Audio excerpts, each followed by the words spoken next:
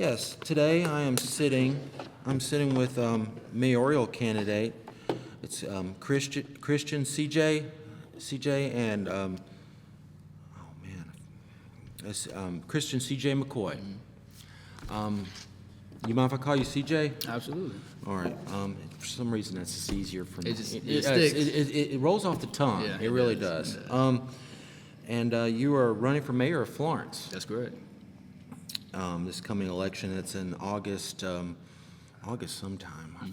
August 26th. August 26th. Yeah, I think I would remember this by now. Yeah, so I'm just going to ask you some questions and give you an opportunity for the public to get to know you a little bit. Absolutely. First thing I'd like to ask you is, or whatever, ask the question. Tell me a little bit about yourself and why you decided to run for mayor of Florence. Of course. I'm Christian McCoy. A lot of people here know me by CJ. Yeah. And it does stick. So, But I am 24 years old. I just turned 24 about 3 weeks ago.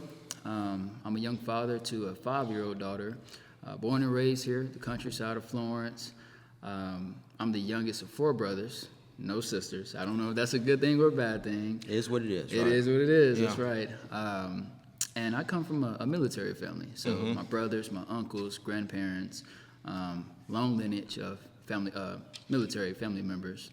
But one of the reasons that I decided to run for mayor, and I think we kind of hear this often when it comes to politicians mentioning the fact that they understand struggle. It's one thing to understand struggle on the outside looking in, but it's another to actually go through it, to experience that struggle firsthand, and have to survive through it.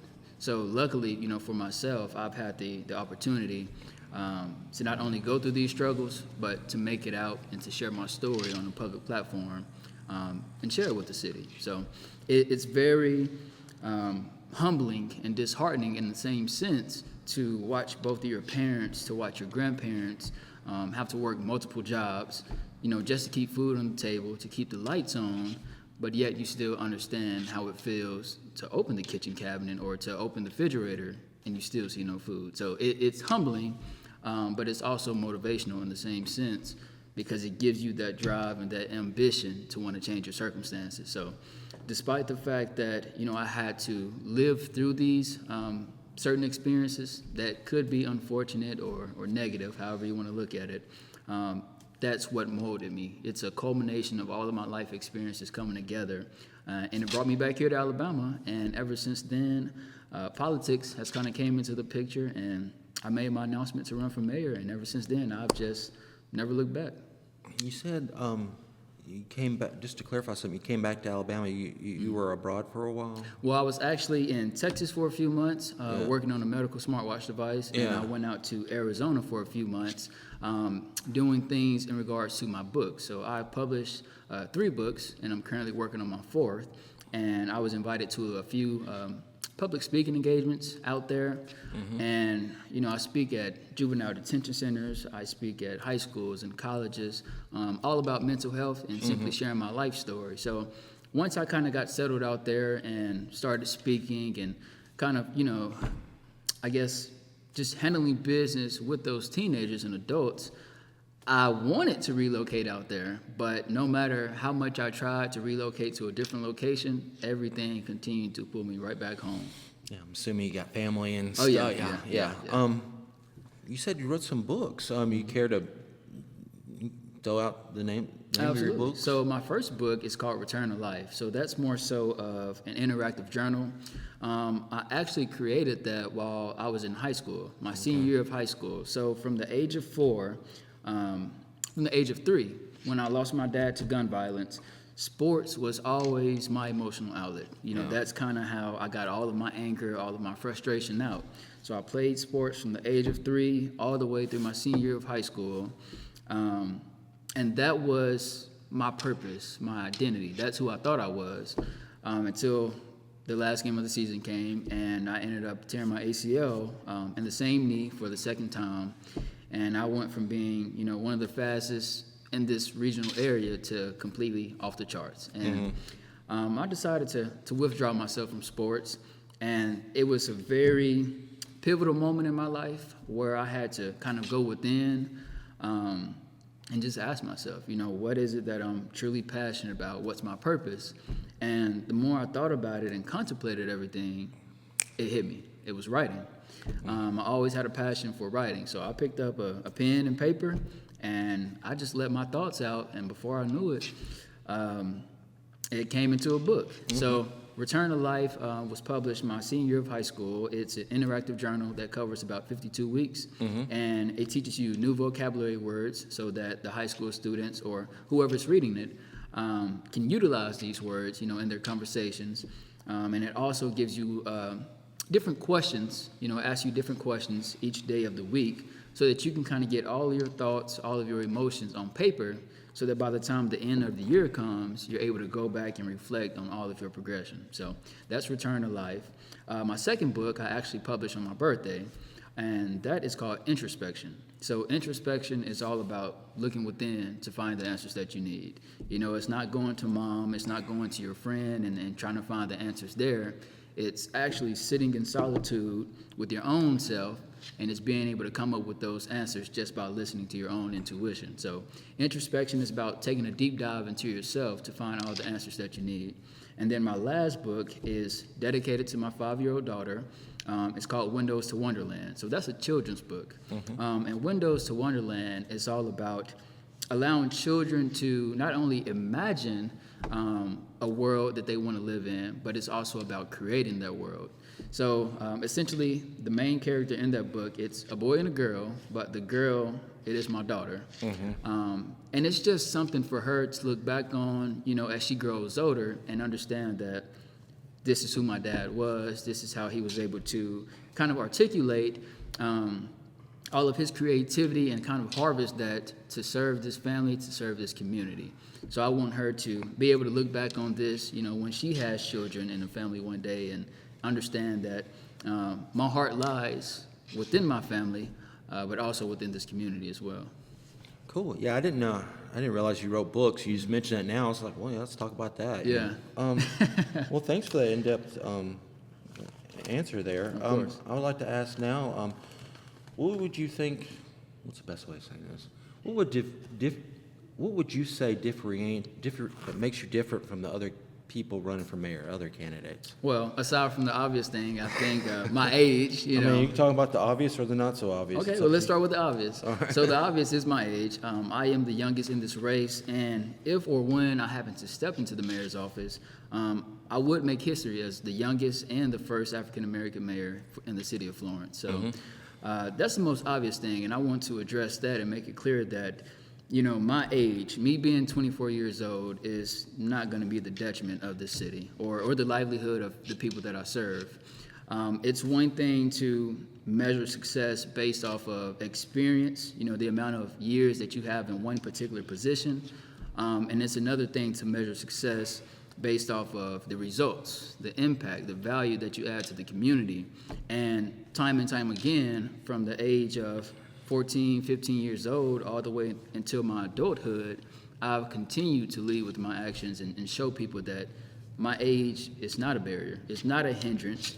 And I have had the ability to work with teenagers, to work with adults, the elderly, and be able to break some of their habits, to save their lives, to change their perspective on life, all through my words and all through my actions. So I want to reiterate the fact that this isn't going to stop now. The fact that I am young, it's an asset. It's not a liability. It gives me more energy. It gives me just the ability to maneuver through different demographics and really be able to connect with them and to serve, at my fullest capacity. So I think that's one of the things that does differentiate me from the other candidates is the simple fact that it's only one of us who can go to the Hispanic community, to the Asian community, to the young black boys, the young Caucasian girls, and we can immerse ourselves in those environments, but also connect and relate to them. So essentially,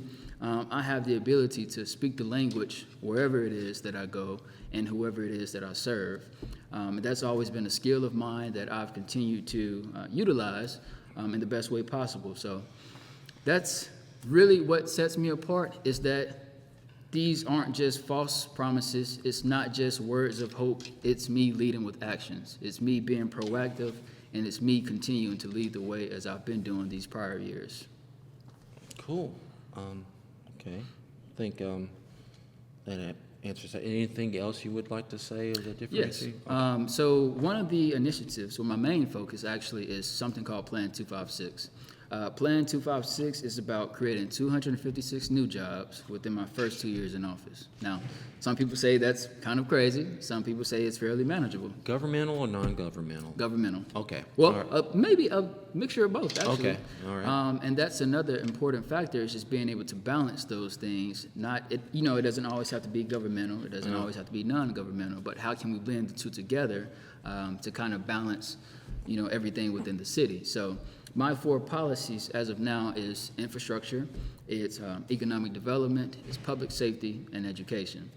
As far as infrastructure, I think the most obvious things that we deal with is the potholes.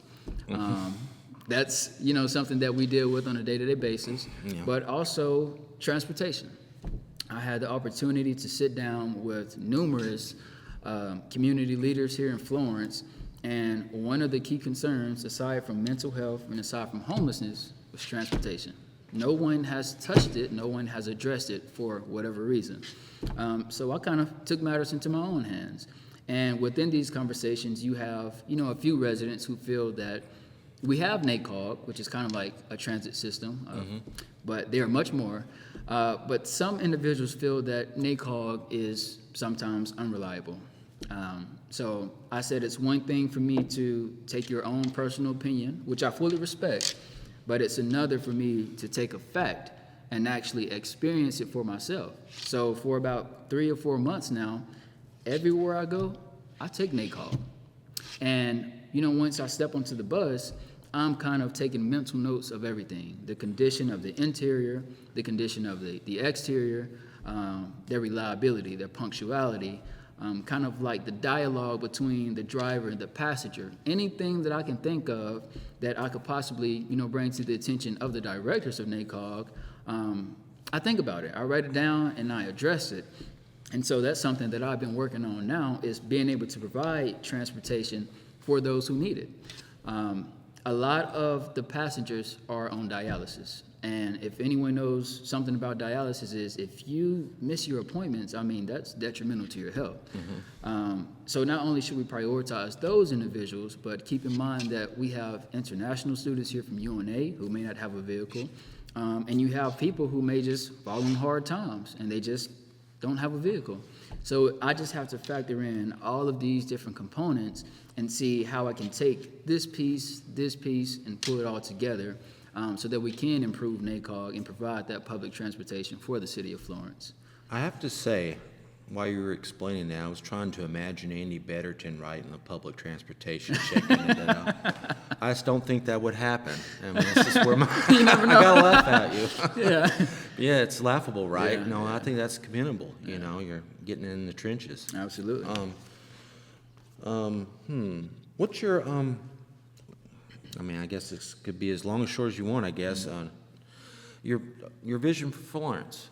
Well, I think oftentimes, people kind of throw out the terms inclusivity, inclusion, and just being able to bring all these different demographics of people together. But what are we actively doing to make that happen? So I go and I sit down with the college students. I go to the nursing homes and I sit down with the elderly. And I go to the homeless community, the unhoused, and I sit here and I listen. And I do want to emphasize the fact that this isn't what I didn't just start doing this, once I made my announcement to run for mayor. I've been doing this for over 5 years now. And it's just... this didn't happen overnight. It definitely didn't. Yeah. Okay. So I go and I sit and have these conversations. I sit, I listen, I absorb all of their concerns, all of their thoughts, and then I go back home to my little working corner at my desk, and I just jot down everything. And I see what they have in common, what they don't have in common, how I can bridge that gap. And I think essentially that's what it comes down to, is being able to take their concerns, their thoughts, advice, and being able to kind of close that gap and pull all the puzzle pieces together. So as far as my vision, it's being able to provide the community with 256 new jobs. It's being able to improve our public transportation system. It's being able to address the mental health disparities that we deal with, because we have Riverbend, but they're overloaded. You know, the resources is somewhat limited now. So I think another thing that I've continued to do now with my actions is being able to go out into the community and say, if the government, you know, those that are above the mayor, if the government isn't providing us with the resources we need to be sufficient, then we're going to have to create our own resources. It's going to come down to us bringing back that culture, bringing back that pride and that sense of appreciation for what we have in the city of Florence. Because believe it or not, Florence is an amazing place to live.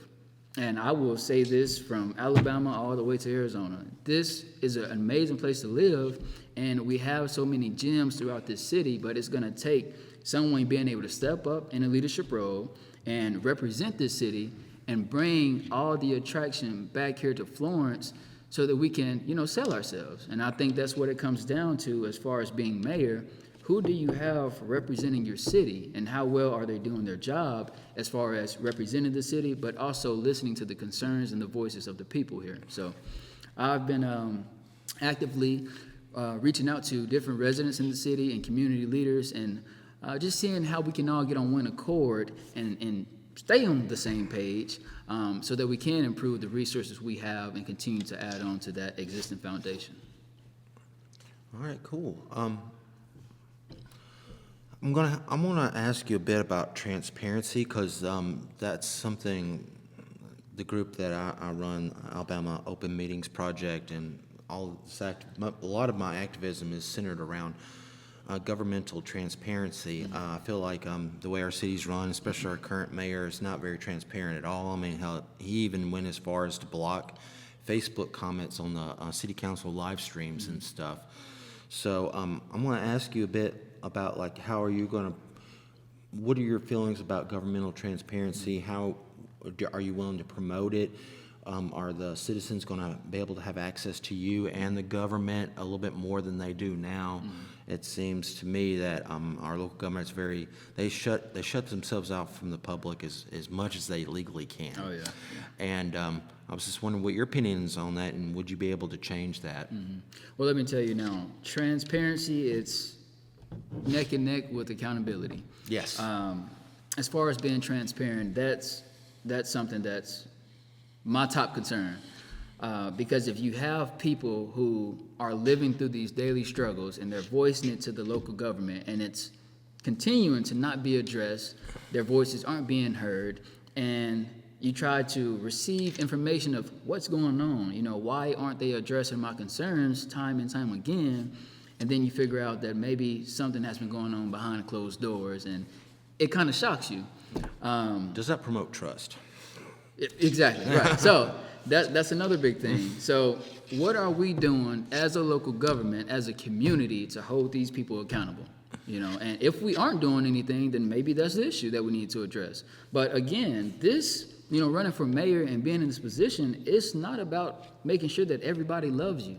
You know, sometimes you have to have those uncomfortable conversations. You have to make those tough decisions, but essentially you have to do what's best for the people, because that's who we serve. You're a public servant. And so if you don't acknowledge that, and if you don't listen to their concerns and their voices, then you aren't fully doing your job. So transparency and accountability, they go hand in hand with each other. They coincide, and it's conducive to the overall growth of this city. So transparency, again, it will always be a top priority for me. Oftentimes you hear a lot of people speak on an open door policy, but sometimes it's not about waiting for people to come into your office. Sometimes you have to go to them. So that's another thing that I've been proactive with, is just being able to go to these businesses, go to the residents, sit in their living room, have a cup of coffee or some water, and just listen. Or maybe sitting down for an interview for everyone can see. Yep, exactly. Yep. So when you have concerns and issues dealing with city council meetings being held, you know, live on social media, but yet the comments are turned off, what's the point? Yeah. You know, if the purpose is to connect with the residents so that they can hear and understand everything that's going on, but yet you silence them, you put a muzzle over their mouth, That's just unacceptable. Yeah, communication's a two-way street, right? That's right. That's right. And so I understand that, sometimes people may have very strong opinions, which is okay. Yeah, people, Yeah, but, you can't silence the people. You can't muzzle them. You can't prohibit them from voicing what they're harboring inside of them. And maybe their communication to you is so blunt and strong because they continue to be neglected time and time again. Yes. And I had the chance to speak with some of the people from who kind of voiced their concerns during the city council meetings, and they mentioned that they've been addressing a particular concern for over 10 years, and it still hasn't been addressed. That's unacceptable. I mean, that is ridiculous. So transparency, accountability, and then being able to follow up with some type of viable solution that reiterates the fact that I am here to serve the community. And I don't stand above you because I have the title of mayor. I stand right here next to you as a resident of this community and as a lover of this city so that I can, listen to your concerns and find a solution for it. So that's always important in terms of being in a leadership role. All right, cool. Well, yeah, I'm definitely in favor of that. I do what I can to try to promote transparency. Personally, I think, I've said this once, I'll say it a million times, democracy only works if the voters are informed.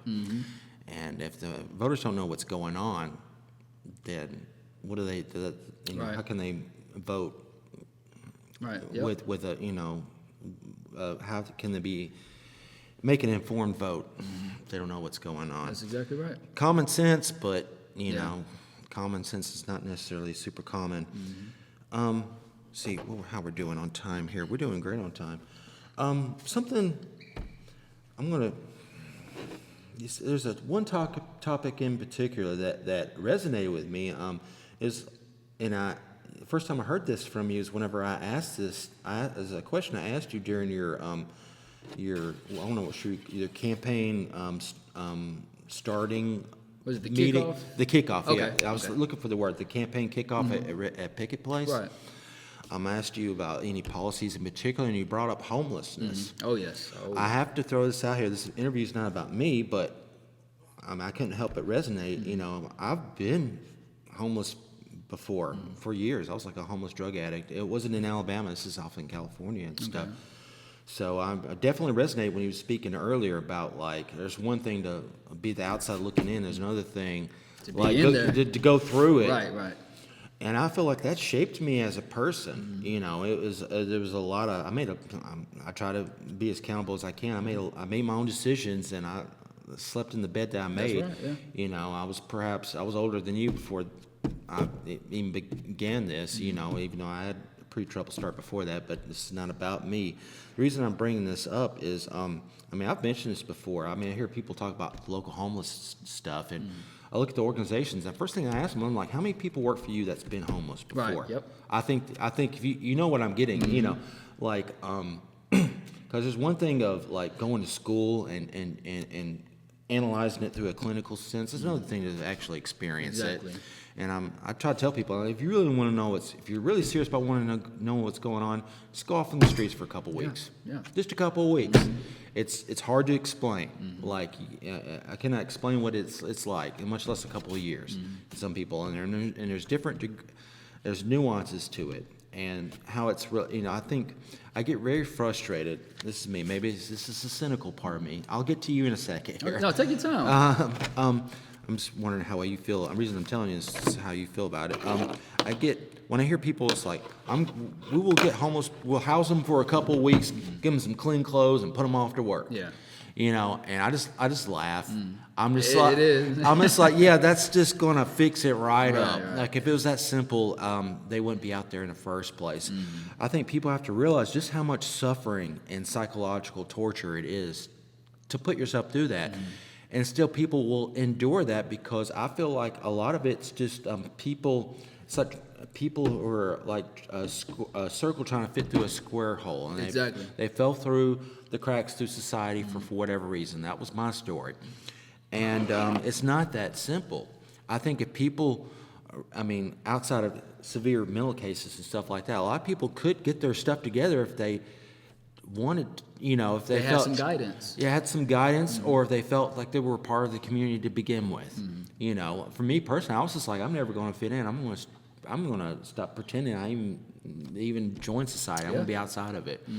And I'm saying this because that's the central thing of homelessness. For me, I view homelessness, the state of your homelessness in your city, I think is a reflection of the overall psychological health state of the city. I agree. And I don't think therapists can cure everything. I think a person has to be ready to change before change can happen. That's exactly right. But also, whenever I had to go through what I needed to go through, but whenever it was time for me to change, I was battling addiction. I was half crazy from all the crap that happened in the streets, all the violence and stuff like that, and all other crazy stuff that happens on there. I won't get into. But I had the programs that I had access to out in California gave me time to kind of sit and figure out who I was, get my mind together. It takes months, sometimes or years for your mind to chemically recover from like the trauma and the drug abuse and all the crazy, just be living outside of society and stuff. So it's not as simple as like give them some clean socks and let them dig some ditches and we're gonna all live happily ever after. I'm like, wrong answer. It is. Yeah. Yeah, that's true. And it's more. On the other hand, I'm like, I'm not a homeless person that's moving money. I don't give them money. Like I might give them a cigarette if I'm in a good mood. I'm like, you're walking your own path. You need to figure it out. Sometimes life just sucks.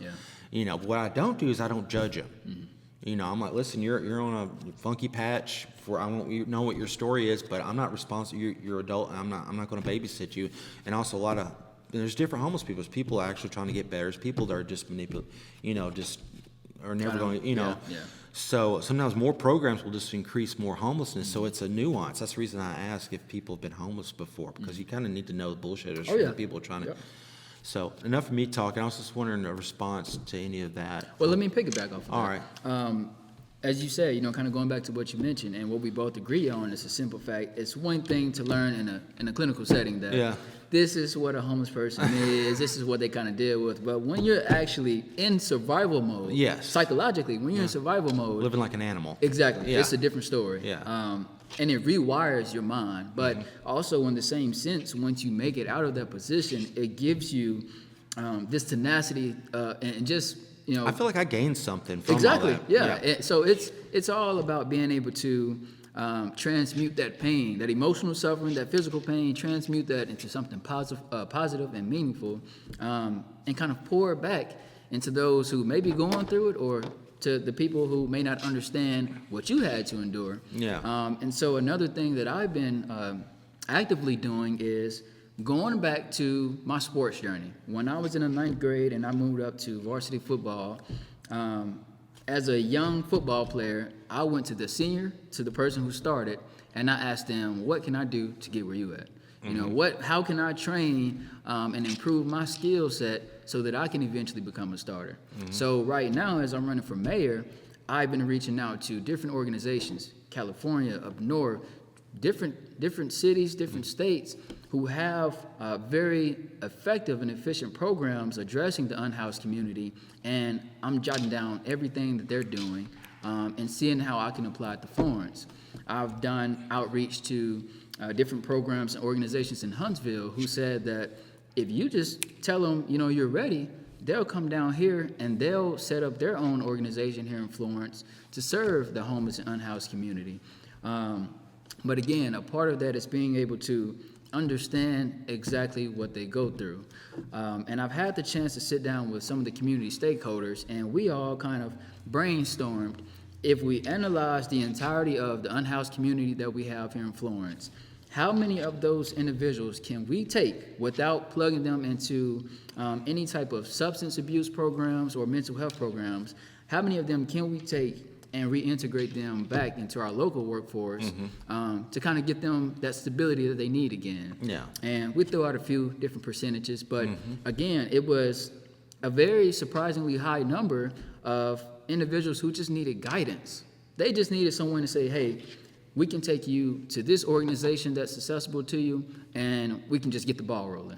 To piggyback off what you just said there's another thing that people should probably take into consideration is that there's something that that happens when you don't talk to people for a while.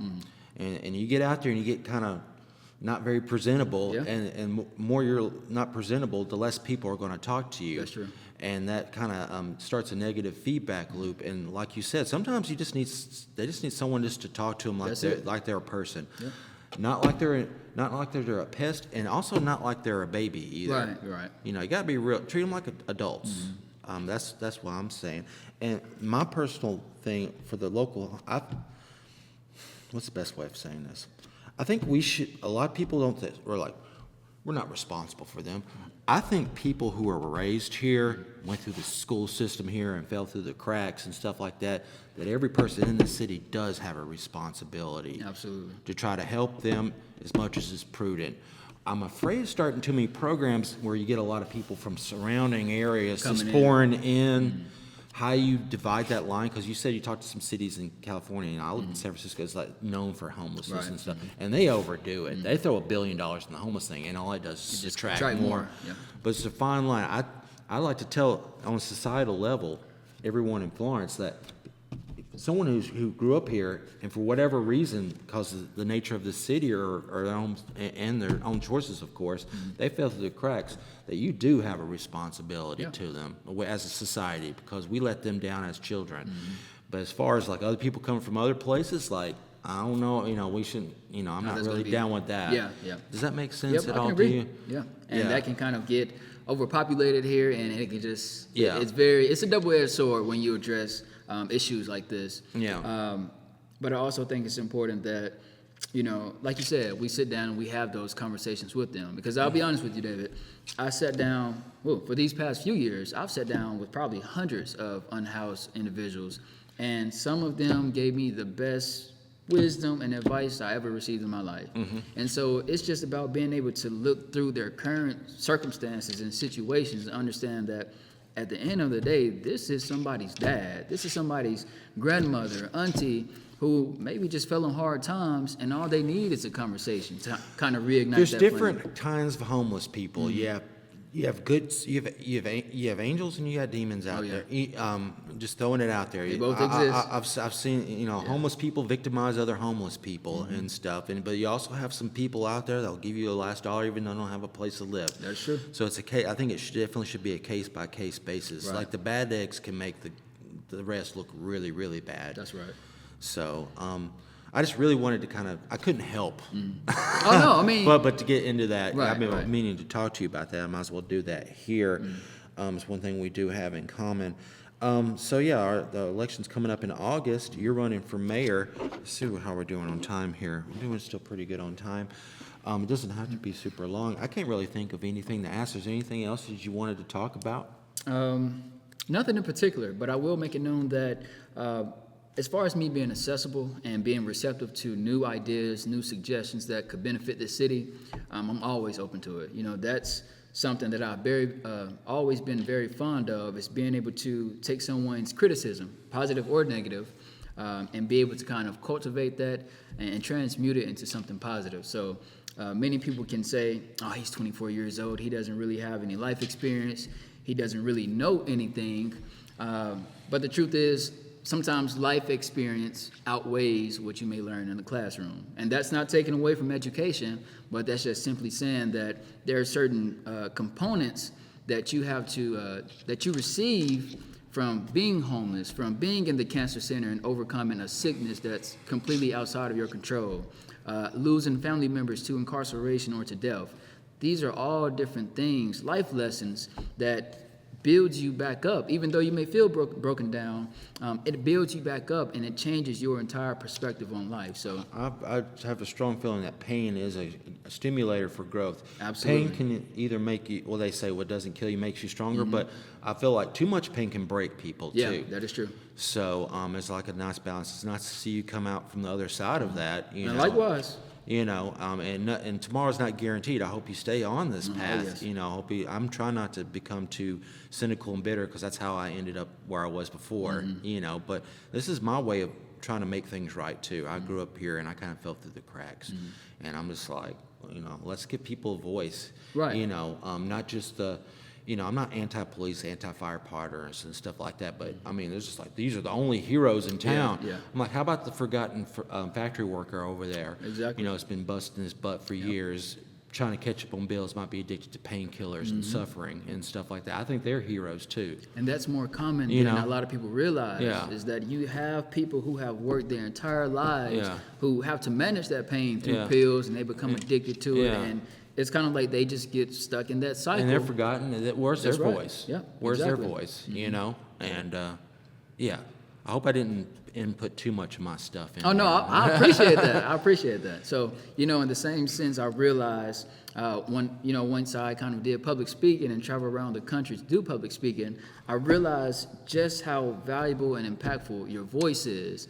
And just being able to give someone else the platform to kind of speak on their concerns and what they deal with internally. And that's exactly what you're doing. You're bringing that transparency to our local government, but you're also giving people a platform to voice their concerns. So It takes some getting used to, especially when people are not used to. I think a lot of people give up at a certain point. Like, They my do. opinion doesn't matter. That's right. So I'm just going to work, pay taxes, and be quiet. And I'm not about that. Right, You right, know, right. I do got a little anger in me, and Yeah. I think I got the right amount of anger of getting stuff done, but also not becoming a super horrible person. And sometimes people think that anger is always It's a there bad for a reason. It is. It's so there for a reason. It's just about how you manage it, how you express it. So Yeah, it's an agent of change. That's right. That It is is. right. It can turn into something very dark, but of course, I think not having it can lead to apathy, which is its own kind of sin. That's I think. right. Do you have any contact information? How people can reach you that you want to throw in there? I'll try to remember to attach it to the description of this video. But would you like to throw out to the the folks out Yeah, there? absolutely. So my website is McCoyforFlorence.com. At the top, we are looking for volunteers. We're looking for donations. It doesn't have to be anything crazy. This is a grassroots campaign, so I want to reiterate that this is all about small donations, $10, $20, or whatever it is that you have to spare. All of that accumulates, and it allows us to reach more voters, to provide more material to the community so that we can bring awareness not only to the election coming up on August the 26th, but also the process of maybe having to register to vote. So all of that, the financial contributions, their time and devotion to volunteering for the campaign, it makes a huge difference for this city. But McCoy for Mayor, McCoy for Florence, is my website, and the donation box is at the very bottom of the page. My contact information is at the very bottom of the page.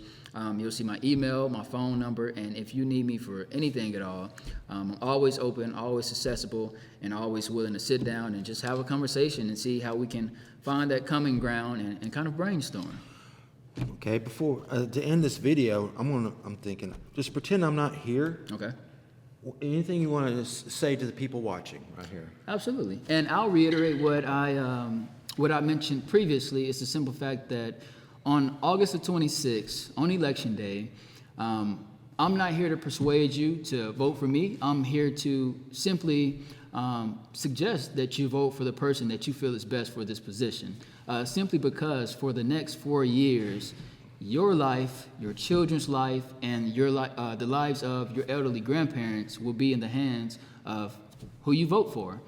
So it's good that you consider who the best candidate is, both logically and emotionally as well, and also pay attention to not just their words, but their actions. What are they actively doing for the community that's showcasing their character, their temperament, and everything that they stand for? So I just ask you all to please come out on August the 26th to cast a vote for the best candidate that you believe is going to be mayor for the city of Florence, Alabama. Thanks for coming out, man. Yes, sir. Thank you so much for the invitation. All right, cool.